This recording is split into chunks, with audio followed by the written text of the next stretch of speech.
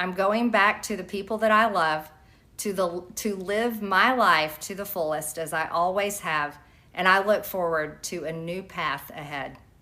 I'll be resigning from office with my last day being January 5th, 2026.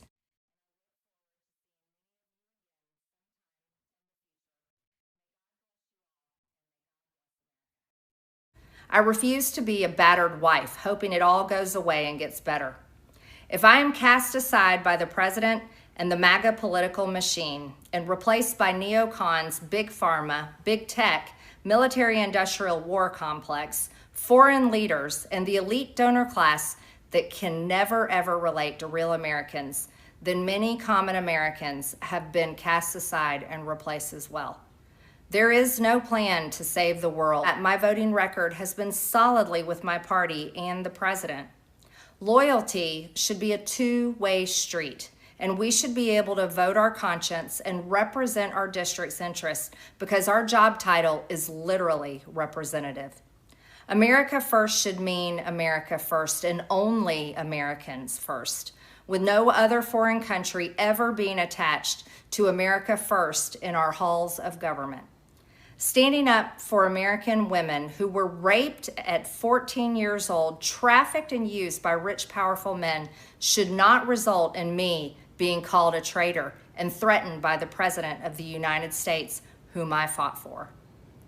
However, while yes, hurtful, my heart remains filled with joy, my life is filled with happiness, and my true convictions remain unchanged because my self-worth is not defined by a man, but instead by God who created everything in existence.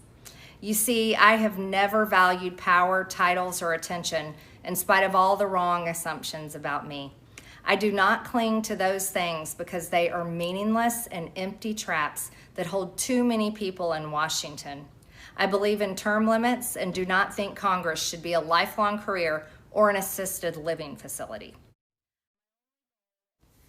I've always represented the common American man and woman as a member of the House of Representatives, which is why I've always been despised in Washington, D.C., and just never fit in.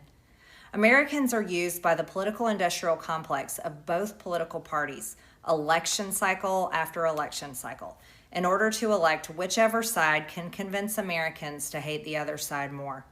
And the results are always the same. No matter which way the political pendulum swings, Republican or Democrat, nothing ever gets better for the common American man or woman. The debt goes higher, corporate and global interests remain Washington's sweethearts, American jobs continue to be replaced, whether it's by illegal labor or legal labor by visas or just shipped overseas. Small businesses continue to be swallowed by big corporations. Americans' hard-earned tax dollars always fund foreign wars, foreign aid, and foreign interest, and the spending power of the dollar continues to decline. The average American family can no longer survive on a single breadwinner's income, as both parents have to work in order to simply survive. And today, many in my children's generation feel hopeless for their future and don't think they will ever realize the American dream. And that breaks my heart.